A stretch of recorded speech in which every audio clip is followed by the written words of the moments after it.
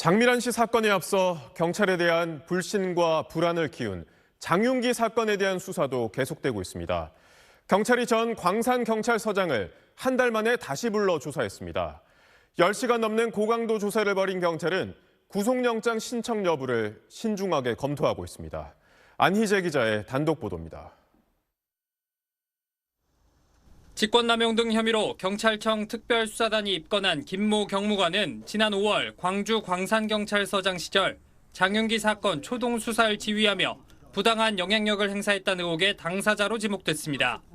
남양주 스토킹 살인 사건 이후 경찰의 성범죄 대응이 잇따라 도마 위에 오른 상황. 지휘부 문책을 피하기 위해 관계성 범죄와의 연결고리를 의도적으로 끊어냈고 그 결과 강간 목적 살인 혐의를 적용하지 않는 등 부실 수사로 이어졌다는 게 경찰의 시각입니다.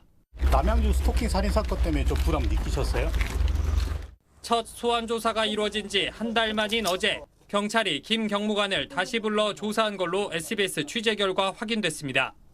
경찰은 약 11시간에 걸친 조사에서 1차 조사 이후 확보한 물증과 진술을 토대로 사건 당시 김 경무관이 지휘한 내용 등을 집중 추궁한 걸로 전해졌습니다. 김 경무관은 부당한 영향력을 행사한 적 없다는 기존 입장을 고수한 걸로 파악됐습니다. 경찰은 구속영장 신청 여부 등 김 경무관에 대한 신병 처리에 신중한 분위기입니다.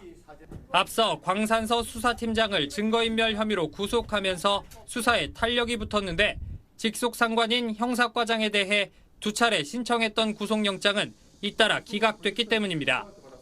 박성주 전 국가수사본부장을 입건한 검찰과 달리 경찰은 현재까지 장윤기 사건과 국수본 사이 뚜렷한 연관성을 확인하지 못한 걸로 알려졌습니다. 경찰은 이미 송치한 수사팀장에 이어 전 광산서장과 형사과장 등 피의자 3명의 혐의를 최종 검토해 이르면 다음 달 수사를 마무리할 방침입니다. SBS 안희재입니다.